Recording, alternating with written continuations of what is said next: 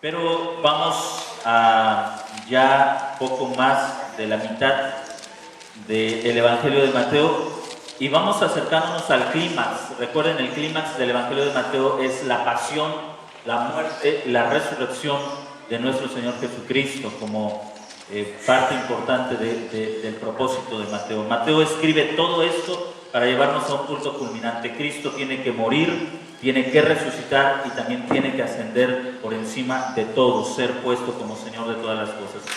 Y en esta confesión que hemos estado estudiando, el Evangelio de Mateo capítulo 16, del verso 21 al del verso 13 hasta el verso 27, 28, vamos a ver, estamos viendo de esta historia, esta narración que nos lleva. Nos quedamos del otro lado del mar con la negación o con el ataque directo de los fariseos hacia la persona de Jesús, donde ellos dicen: dinos ya abiertamente si tú eres quien dices ser, muéstranos una señal. Vemos cómo Jesús se niega a hacerlo, les da la espalda y cruzan el mar.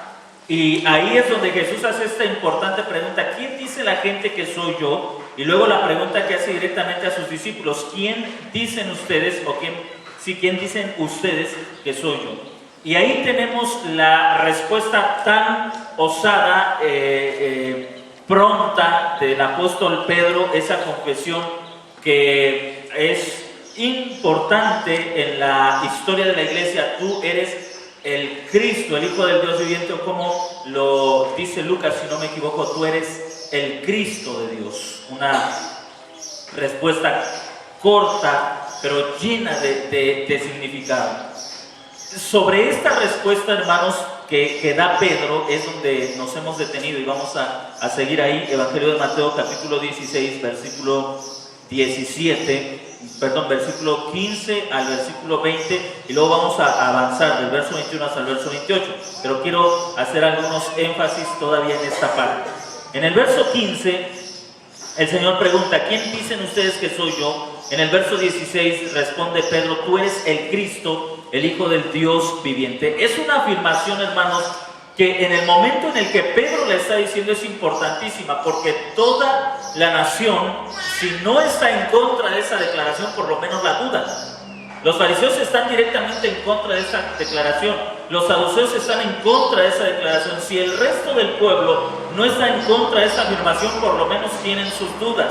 Ellos piensan que Jesús es el precursor del Mesías, pero no es el Mesías.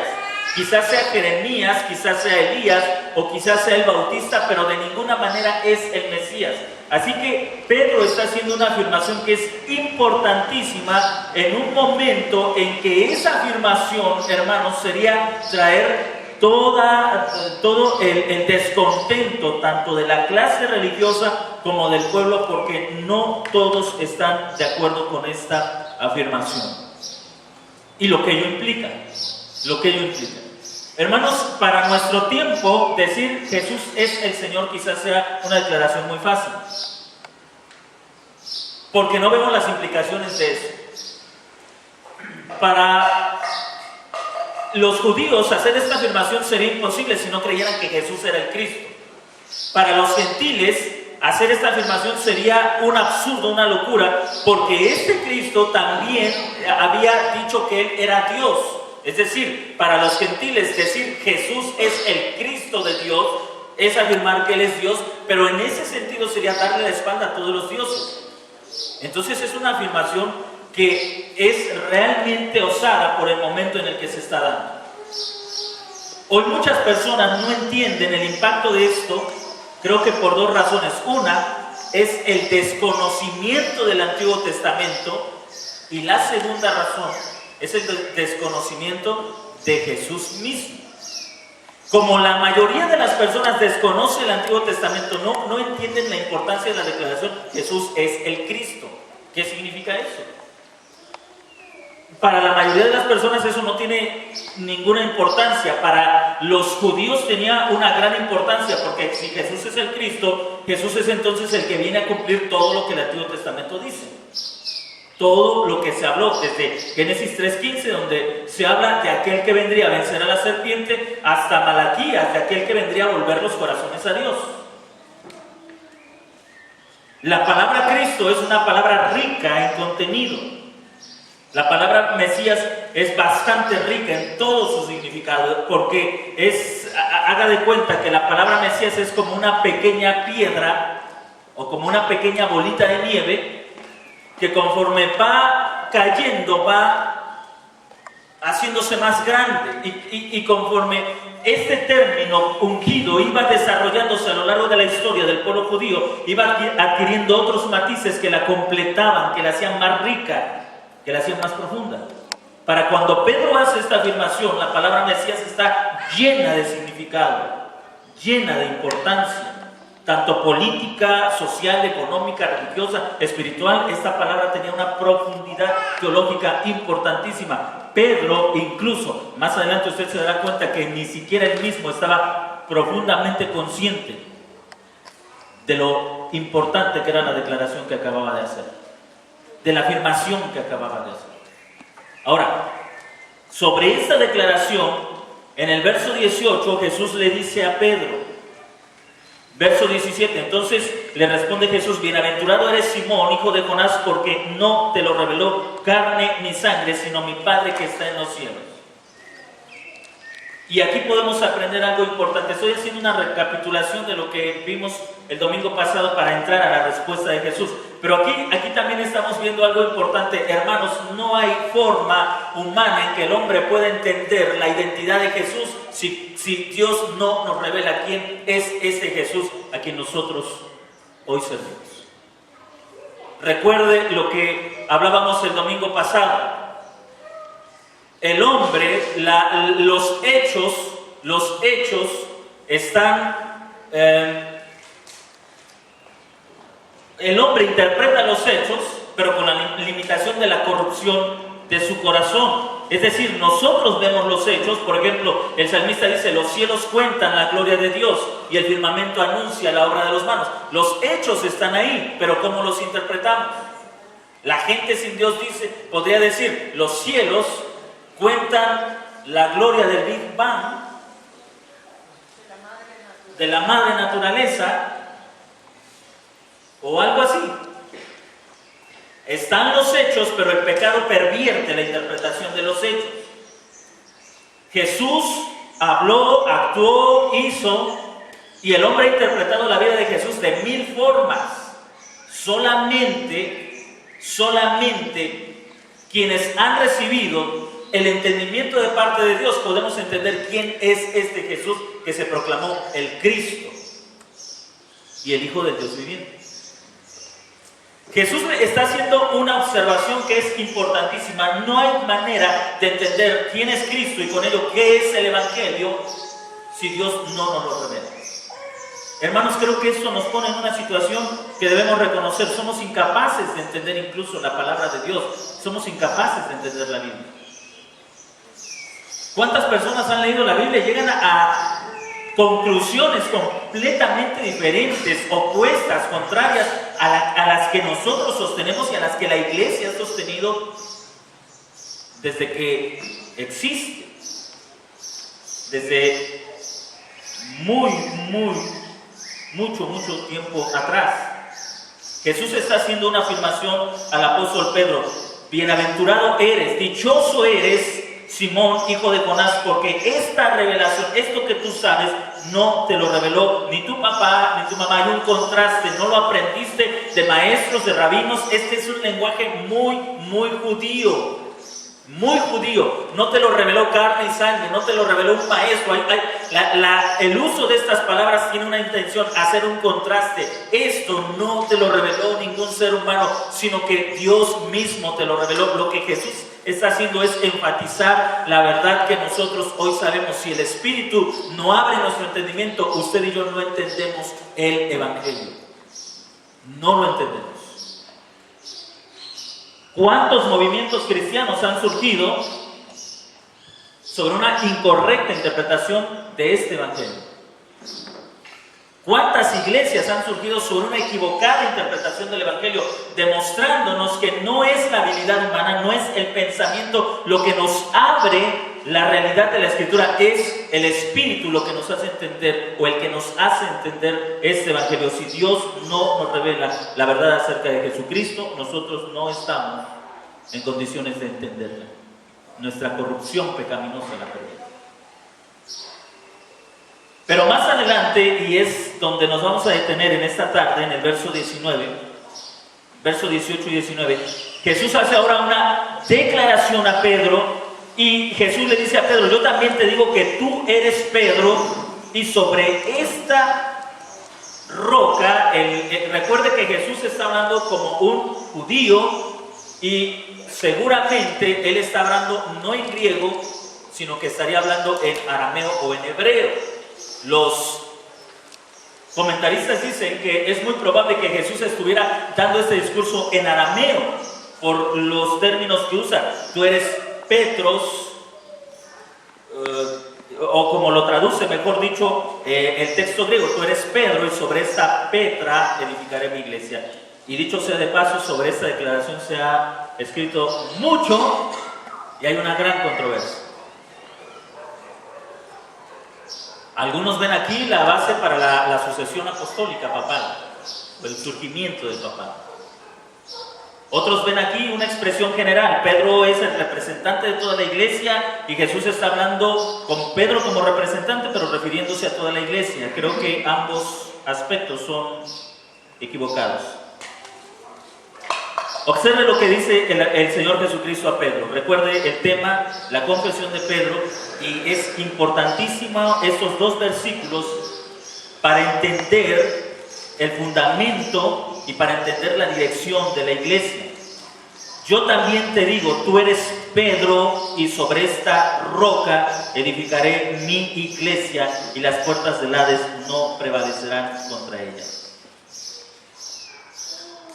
Los judíos pensaban que para construir una ciudad, para construir un reino, había que construirlo sobre algo sólido. De hecho, ustedes recordarán que en el mismo Evangelio de Mateo, cuando Jesús termina lo que conocemos como el Sermón de la Montaña, Jesús dijo: cualquiera que escuche estas palabras y las hace, le compararé con un hombre que edifica su casa sobre la roca.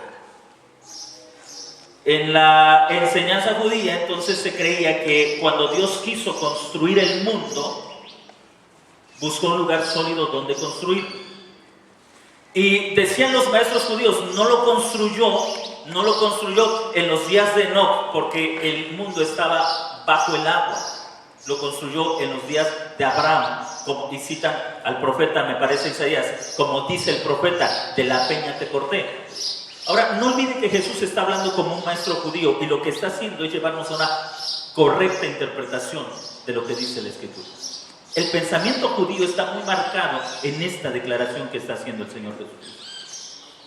Cuando Él dice: tú eres Pedro, y sobre esta Petra edificaré mi iglesia, Jesús está diciendo que Él está por construir una nueva sociedad o una nueva humanidad. ¿Recuerdan ustedes la narración de la creación en Génesis capítulo 1 y capítulo 2? ¿Qué hizo Dios antes, mucho antes de crear el huerto y de crear al hombre y a la mujer? Ordenó el mundo. Y lo primero que hizo fue separar las tinieblas de la luz, pero hubo otra separación: las aguas de la parte seca. De ahí se origina el pensamiento judío: Dios no construyó el mundo cuando estaba bajo el agua, porque un mundo sobre el agua es inestable. No puede construirse nada sobre el agua. Es esto lo que está dominando el pensamiento de Jesús cuando está comparando. Lo que Jesús está haciendo es comparar toda la enseñanza de los maestros judíos con lo que el apóstol Pedro, o lo que el discípulo Pedro acaba de hacer en ese momento. Quiero que observe esto, porque lo que nos está enseñando el Señor Jesucristo es que su iglesia se construye sobre una confesión que es lo suficientemente sólida para soportar el paso del tiempo y el paso de los años. Se está construyendo sobre una afirmación que es lo suficientemente sólida como la roca para que todo lo que se construya, para que todo lo que se edifique sobre esta confesión permanezca. Los maestros judíos utilizaron otro tipo, y creo que si usted lee con atención puede seguir el desarrollo de este pensamiento. Va usted a llegar a la carta a los Corintios, y el apóstol Pablo, sobre la base de un pensamiento muy judío, hace esta afirmación: cada quien vea sobre qué construye, cada quien vea sobre qué edifica. La sociedad, hermanos, como en aquellos días el mundo judío estaba construido sobre una afirmación, y la afirmación vista desde un punto negativo era: Cristo o Jesús no es el Cristo. Esta afirmación ¿sería capaz de sostener a la sociedad de ese tiempo? La historia dice que no. En el año 70, Israel, sobre esta afirmación, se derrumbó porque construyeron sobre la arena, o siguiendo el pensamiento judío, construyeron sobre el agua. Quiero que usted note la importancia de esta afirmación, porque, hermanos, lo que Jesús está diciendo no solamente tiene un impacto religioso, tiene un impacto social, es decir, abarca a una nueva humanidad. Jesús está diciendo dos cosas importantes sobre esta declaración. Número uno, la iglesia será edificada sobre esta roca, y número dos, las puertas del Hades no prevalecerán contra ella. ¿Por qué? Porque está edificada sobre esta roca. La pregunta aquí que nos debemos hacer es: ¿cuál es la roca? ¿Cuál es la roca? Exactamente. Una de las interpretaciones tradicionales, y debo confesar que durante algún tiempo, en los primeros años del ministerio, la enseñaba, hasta que el Señor me abrió los ojos. Era una interpretación tradicional, es que Jesús hace un cambio abrupto. O sea, tú eres Pedro, tú eres una roca. De hecho lo llegan a interpretar, es decir, tú eres una roca pequeña. Petros, una roca pequeña. Pero sobre esta Petra, Jesús señalándose a sí mismo: edificaré mi iglesia. Pero en la plática y en el argumento eso no cuadra. Lo que Jesús estaba diciéndole a Pedro es: tú eres Pedro, y déjeme decirle que la palabra que está utilizando el Señor Jesús, tanto en el griego como en el arameo, significa piedra, roca, no piedrita pequeña, como algunos intérpretes lo han hecho ver, no piedrita pequeña, sino roca. Así que Jesús le está diciendo a Pedro: tú eres una roca. Observe eso, tú eres una piedra. Y esto está de acuerdo con lo que más adelante el apóstol Pablo escribe en la carta a los Efesios. La iglesia está edificada ¿sobre quién? Los apóstoles, pero la piedra fundamental es Cristo. Así que Jesús está determinando el ministerio de Pedro: tú eres una roca, tú serás una columna en la iglesia. Y el apóstol Pablo en la carta a los Gálatas dice: subí a Jerusalén para entrevistarme con las columnas de la iglesia, haciendo referencia a quién? A Pedro y probablemente a Jacobo. ¿Sí? Exactamente. Las columnas de la iglesia, las rocas de la iglesia, las piedras de la iglesia. Así que, hermanos, de ninguna manera esta interpretación nos llevaría a negar la importancia de Pedro como uno de los, más bien el primer discípulo en ser llamado por Jesús, y uno de los más importantes en el establecimiento de la iglesia, tanto judía como gentil. Porque recuerden que Pedro fue el primero en predicar a los gentiles, aún con todo y su resistencia. Él fue el primero en predicar a los gentiles. Así que Jesús le está dando la misión a Pedro: tú serás una columna en la iglesia. Y sobre esta roca, es decir, sobre la confesión que has hecho, edificaré mi iglesia. Ahora, eso también está de acuerdo, por ejemplo, con lo que el apóstol Pablo escribe en la carta a los Romanos en el capítulo 10. ¿Recuerdan ustedes qué dice? Romanos capítulo 10.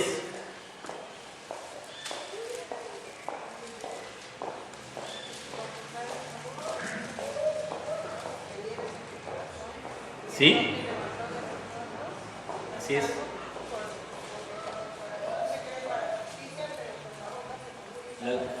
Exactamente.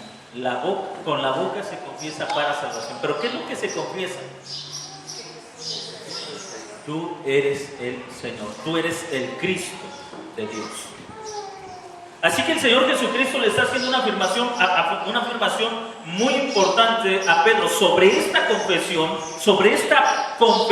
esta Petra, o como dijera Alfred Edersheim, como escribiera Alfred Edersheim sobre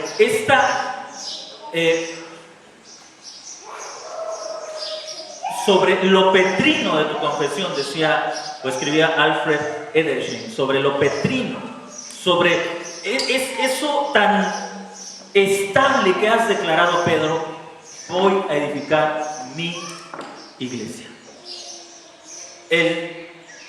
La nueva iglesia, el nuevo pueblo. Recuerde que la palabra iglesia significa alguien que ha sido convocado, este nuevo pueblo convocado por Dios.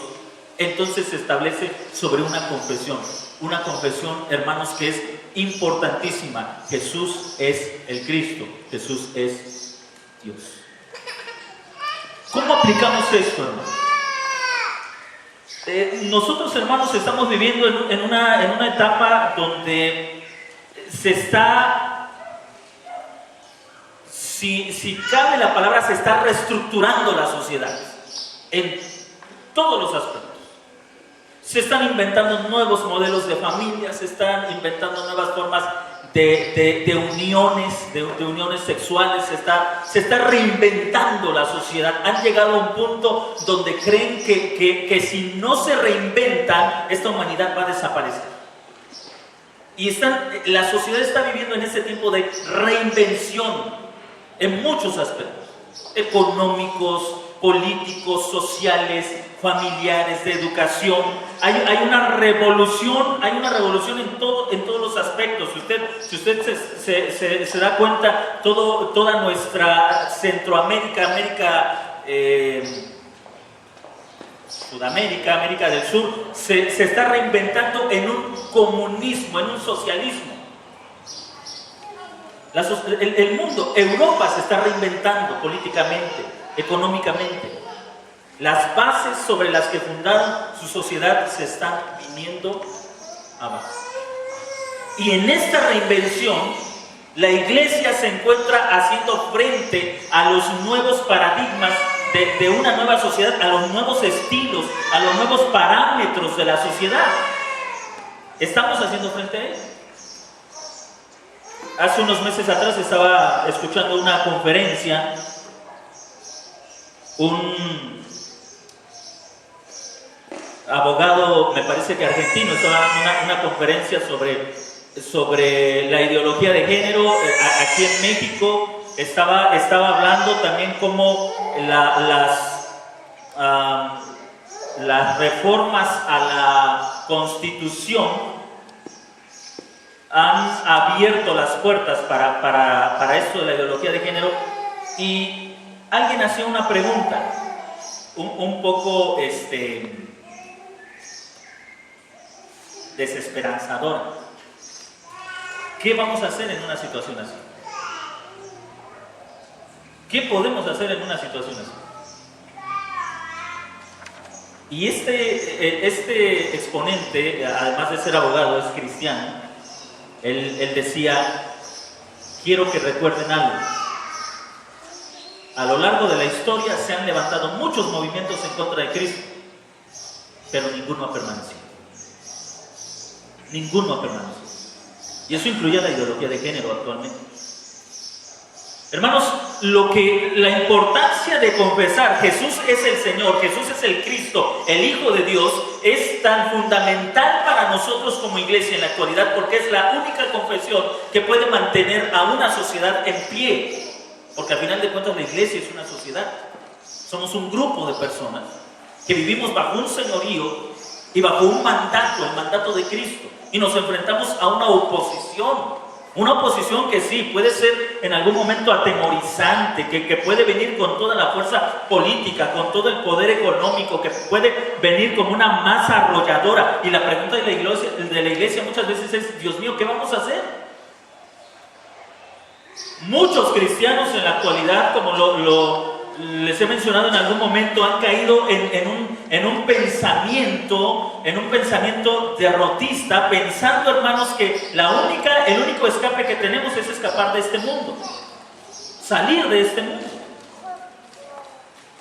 Que la única oportunidad que tenemos es salir de este mundo. Cuando el Señor Jesucristo le dice a Pedro sobre esta declaración, retomando el dicho de Edeshen, sobre lo petrino de tu confesión, edificaré a mi iglesia, y luego le añade: y las puertas del infierno no prevalecerán. Es decir, mientras la iglesia se mantenga confesando Jesús es el Cristo, el Hijo del Dios viviente, el infierno estará cayendo frente al poder de esta declaración. Y todo lo que implica la declaración. Porque si Jesús es el Cristo, hermanos, Él es nuestro Salvador. No entonces un gobierno, mucho menos de izquierda, va a ser nuestro Salvador. No entonces el poder económico. No entonces el intelectualismo. No es entonces nuestro Salvador. Es decir, cuando el apóstol Pedro dice: tú eres el Cristo, eso implica una renuncia total al judaísmo. Pero si eres gentil, una renuncia total al paganismo. Porque no podemos decir: tú eres el Cristo, pero espero que este movimiento o que este grupo me dé lo que tú, Señor, no me puedes dar. Yo quiero que usted note la agudeza, la profundidad, la grandeza de esta afirmación. Tú eres el Cristo, pero todo lo que implica esta afirmación. La iglesia actualmente no puede decir: tú eres el Cristo, tú eres mi Salvador, o tú eres el Mesías de tu pueblo, y a la par estar buscando salvación en otros medios. Tampoco puede decir el Hijo del Dios viviente, es decir, tú eres Dios, mientras la iglesia misma está buscando el apoyo de aquellos que se levantan en contra de esta afirmación. Cuando el Imperio Romano persiguió a la iglesia, le repito, ya se lo había dicho en alguna ocasión, la iglesia del primer siglo fue perseguida no por hacer cultos. Había muchos cultos en esas tierras. Los romanos eran demasiado tolerantes. Había demasiados cultos. A los cristianos no los persiguieron por hacer un culto. No los persiguieron por reunirse. No los persiguieron por predicar: Cristo sana, Cristo te puede sacar de tus problemas. No los persiguieron por eso. Los persiguieron por una sola afirmación: Jesús es el Señor, no el César. Y eso les provocó persecución. Ellos podían hacer los cultos que quisieran. Ellos podían reunirse donde quisieran. De hecho, el Imperio Romano, como muchos de los gobiernos en la actualidad, ponía a disposición de algunos grupos religiosos también sus recursos económicos, siempre y cuando dijeran que el César era Señor sobre todos. Y al final de cuentas eso significa César, Señor. Pero la iglesia cristiana no estuvo dispuesta a hacer esa confesión. La iglesia cristiana solamente estaba dispuesta a confesar una sola verdad: Jesús es el César, Jesús es el Señor. Kyrios Christos, Cristo es el Señor, no el César. Esa sola confesión desató una persecución contra la iglesia. Y esta ha sido una realidad de la iglesia a lo largo de la historia. Hermanos, la iglesia puede mantenerse tranquila mientras aplauda a sus políticos, mientras le apoya a sus políticos, mientras diga estamos con ustedes. Pero cuando la iglesia comience a confesar Cristo es el Señor, usted verá cómo los gobiernos se levantan en contra de la iglesia.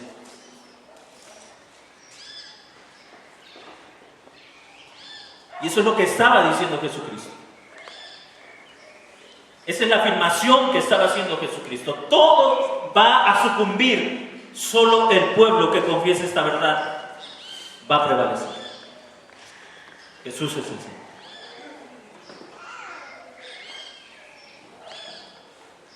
Pedro no había entendido la profundidad de la declaración, de esta afirmación que había hecho. Como creo que mucho de nuestro cristianismo en la actualidad no ha entendido la profundidad de las afirmaciones que a veces hacemos en nuestros cultos. Jesús es el Señor. Sí, pero ¿qué significa? Jesús es el Señor mientras yo vivo bajo la cosmovisión de un mundo corrupto. Jesús es el Señor mientras pongo a mis hijos bajo la instrucción de impíos que los desvían. Jesús es el Señor. Esas afirmaciones, se da cuenta, no tienen ningún... ¿A quién le hacen daño? A nadie. Y el gobierno seguirá diciendo, sí, prediquen a Jesús. Prediquen que Jesús sana, eso es lo que necesitamos, más ahora que tenemos al sistema de salud en quiebra. Prediquen que Jesús sana. Eso no afecta a nadie. Justo González en un libro, en un pequeñito libro que tituló Cristo es el Señor, nos dice precisamente que la iglesia experimentó las más grandes de las persecuciones cuando estuvo dispuesta a hacer esta confesión. Jesús es el Señor.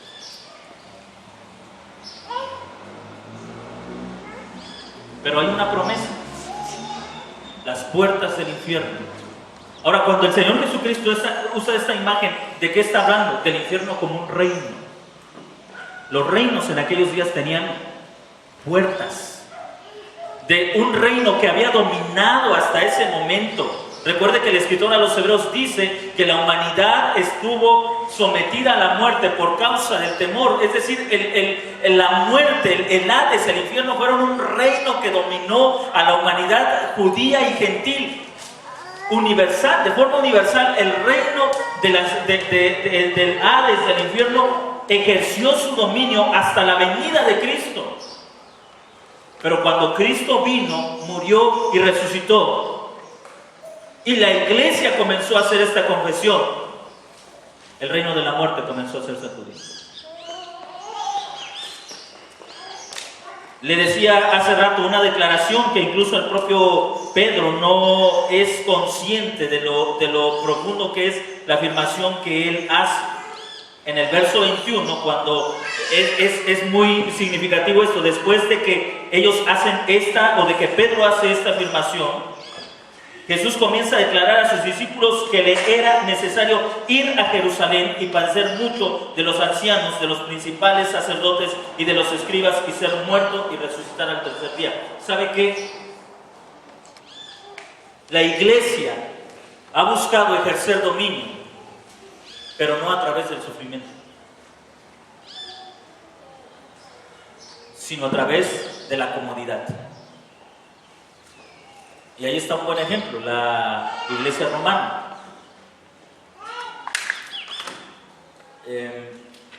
La luz del mundo, con muchos políticos que la favorecen.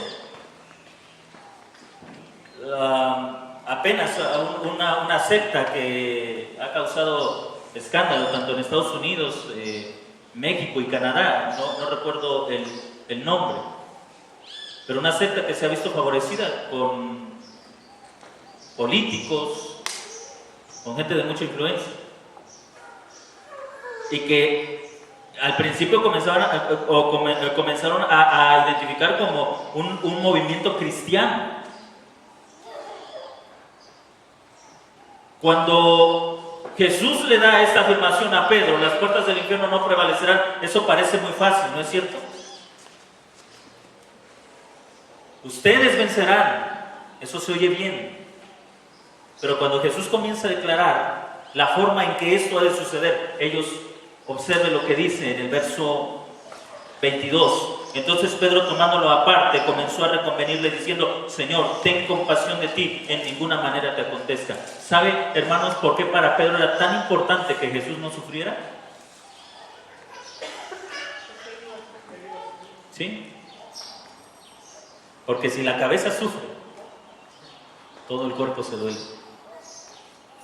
Y cuando Jesús le dice a los discípulos, es necesario que sufra hasta la muerte, pero al tercer día resucite, ellos comienzan a pensar, Dios, si eso te va a pasar a ti, entonces ¿qué nos va a pasar a nosotros? Si eso te va a suceder a ti, si eso así te van a tratar a ti, entonces ¿cómo nos van a tratar a nosotros? Y entonces Pedro aparta a Jesús, lo lleva aparte y le dice, maestro, yo quiero decirte algo, ¿no te quieres un poco a ti? Pedro quería ser el psicólogo de Jesús. Mira, Jesús, yo entiendo ese deseo que tienes de amar a Dios, pero no vas a aprender a amar a Dios si no te amas primero a ti mismo.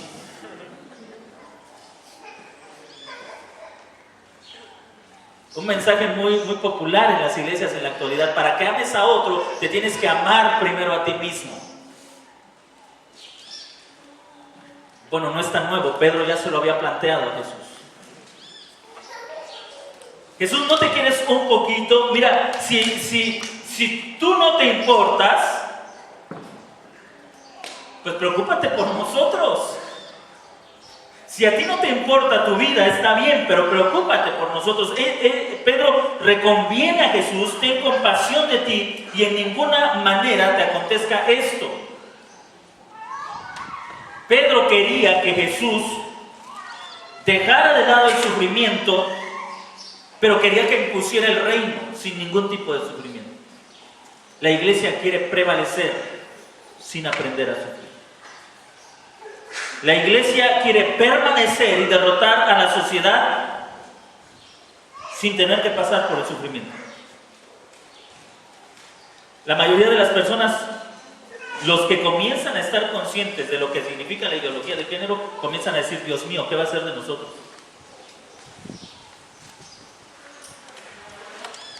Los que comienzan a estar conscientes de lo que significa como iglesias oponernos a la ideología de género, comienzan a ver la lucha que se va a desatar, y digo a desatar en nuestra sociedad porque muchos de nuestros hermanos en otras partes ya la están sufriendo.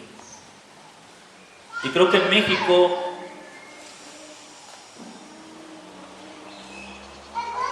es un país muy pasivo. Solamente nos despertamos con una noticia, una buena mañana, sabiendo que en la mayoría de los estados ya está aprobado el matrimonio homosexual, aunque es toda una incongruencia. Es un país muy pasivo y la iglesia es muy pasiva. Y el mayor temor es, ¿qué va a hacer de nuestros hijos? Porque queremos la gloria sin el sufrimiento. El Señor Jesucristo le dice a Pedro, al discípulo, que observe que si no es la gracia la que nos fortalece, por nosotros mismos no somos nada. El discípulo al que anteriormente Jesús le había dicho, eres una roca, ha sido conmovido por la declaración que Jesús le acaba de hacer a todos los discípulos. Ha sido movido. Y en el verso 23, Jesús le dice ahora a Pedro, quítate delante de mí, Satanás, me eres tropiezo, porque no pones la mira en las cosas de Dios, sino en la de los hombres. Y aquí tenemos otra vez un contraste que Jesús ha estado utilizando para enseñar a sus discípulos, esos contrastes entre la carne y sangre y entre lo que Dios revela. Y ahora nuevamente este contraste. Pones la mira no en las cosas de Dios, sino en la de los hombres. ¿Qué es lo que persiguen los hombres? La ausencia del sufrimiento.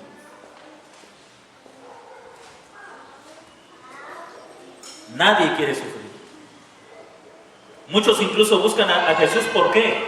Porque están hartos de su sufrimiento. Muchos incluso buscan a la iglesia, buscan el evangelio porque no quieren sufrir más. De hecho, algunos grupos religiosos han hecho uso de esto y tienen su eslogan, pare de sufrir.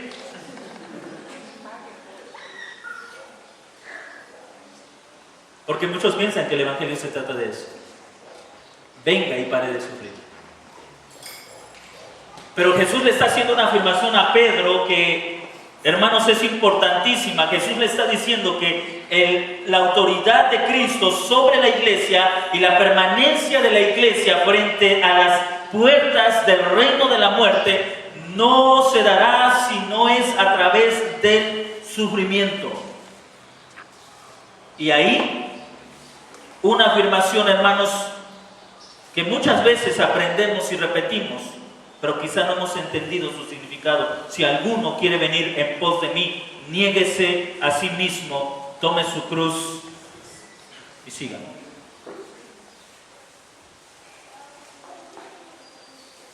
La iglesia va a permanecer, no sin antes pasar por el sufrimiento, por la vergüenza, por la humillación.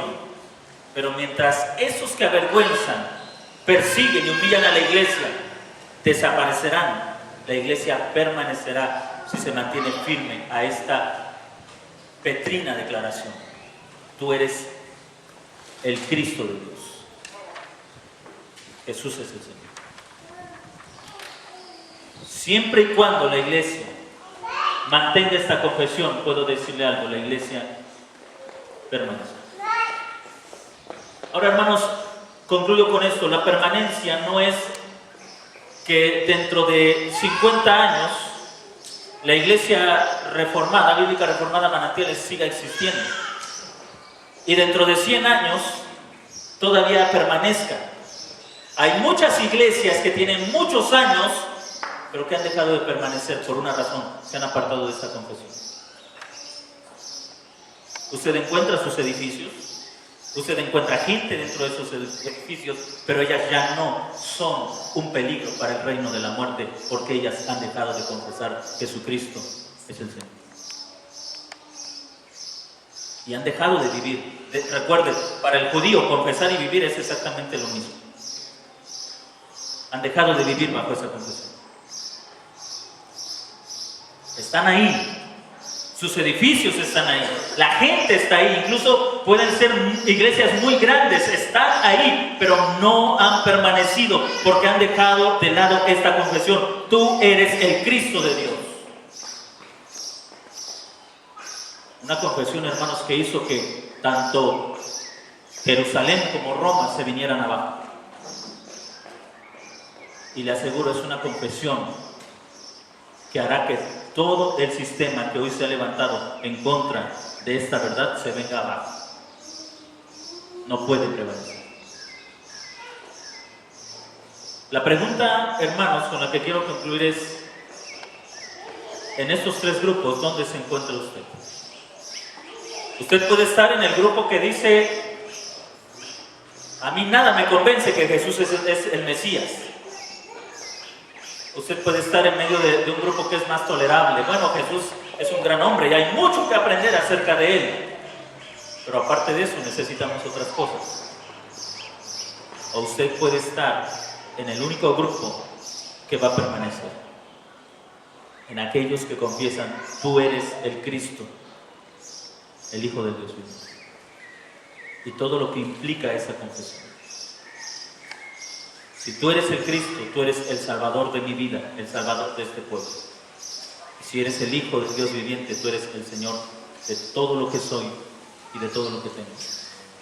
Por ambos lados se nos llama a una renuncia absoluta y a una dependencia total de aquel a quien confesamos como Cristo y Dios. Solo esa iglesia puede permanecer.